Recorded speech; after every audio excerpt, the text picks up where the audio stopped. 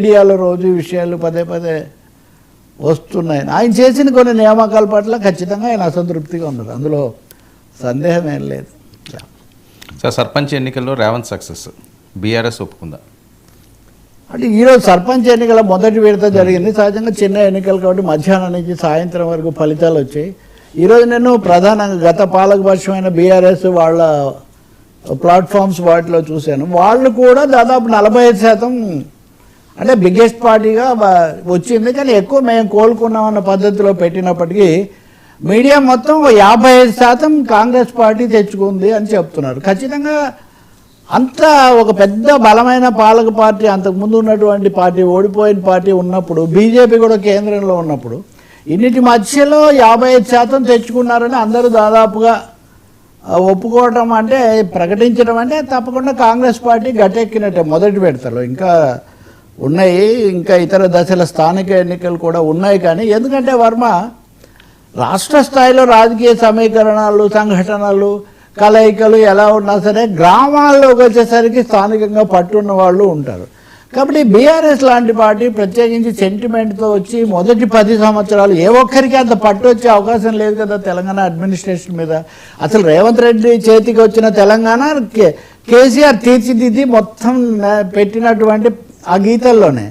So గ్రామ స్థాయిలో వాళ్ళకి చాలా ఎక్కువగా పట్టు ఉండాలి. కానీ గ్రామాల్లో కూడా అది జరగకపోవటం, దీన్ని రాజకీయంగా కనుక చెప్పాలంటే రాజకీయ వర్గాల్లో ఒక అభిప్రాయం ఉంది.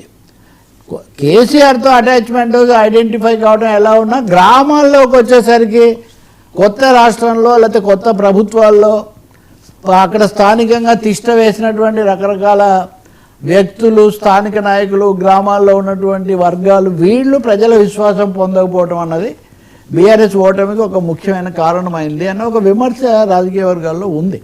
దాన్ని ఇంతవరకు ఆ పార్టీ చక్కదిద్దుకోలేదు. ఇక పార్టీ యంత్రాంగం కానివ్వండి, లేకపోతే అవి కూడా జరగలేదు. అది కాకుండా అంతర్గత విభేదాలు ఇవి కూడా బయటకు వచ్చాయి. కాబట్టి ఈ స్థానిక ఎన్నికలు, ముఖ్యంగా ఈ పంచాయతీలో మొదటి దశలో బీఆర్ఎస్కి ఏమీ ఉత్సాహం రాలేదని నేను చెప్పొచ్చు. బీజేపీ కూడా పెద్దగా బీజేపీ పెద్ద ప్రభావం చూపిస్తుందని అనుకోకపోయినా మోదీ అన్నట్టుగా ఉండింది. అది కూడా జరగలేదు.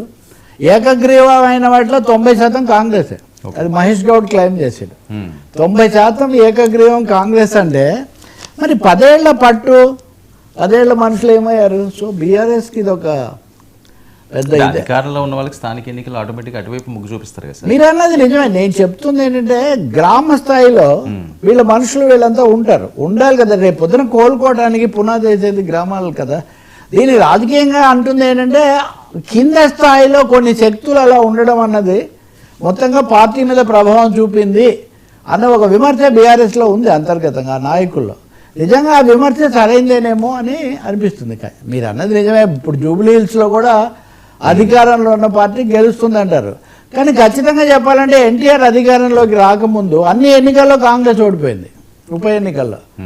అలాగే విజయవాడ మున్సిపాలిటీలో కమ్యూనిస్టులు, విశాఖ మున్సిపాలిటీలో బీజేపీ, చాలా సంకేతాలు కనిపిస్తాయి. అంటే మీరు చెప్పారు 2 నెలల్లో ప్రభుత్వంలోకి వచ్చేస్తాం, ఏడాదిలోనే ఉంటారు ఇట్లా అన్న ఆ వాతావరణం ఏది ఇప్పుడు గ్రామస్థాయి నుంచి మళ్ళీ కోలుకోవటం, పైగా 2 ఏళ్ళు అయింది అన్లైక్. కాబట్టి ఖచ్చితంగా ఇది బీఆర్ఎస్కి ఒక హెచ్చరిక లాంటిదే. ఎలా కోలుకుంటారని అలాగే బీజేపీ గ్రామాల్లోకి వెళ్తుందా, లేదా జీహెచ్ఎంసీ ఎన్నికలు వస్తే గెలుద్దామని వాళ్ళు అదే ఉన్నారు. నేను రామచంద్రరావు వాళ్ళ పార్టీ కార్యవర్గ సమావేశం లాంటిది కూడా జరిపారు. అందుకనే వాళ్ళు జీహెచ్ఎంసీ పునర్వ్యవస్థీకరణ, విస్తరణ శాస్త్రీయంగా జరగలేదు, దాని మీద ఆందోళన చేయాలని నిర్ణయిస్తున్నారు వాళ్ళు. అంటే ఎవరి దాంట్లోనే తెలిసిపోతుంది కదా. సార్, సిజే సూర్యకాంత్ సీరియస్ ఏం చేయాలో నాకు తెలుసు, చాలా సీరియస్ అండి.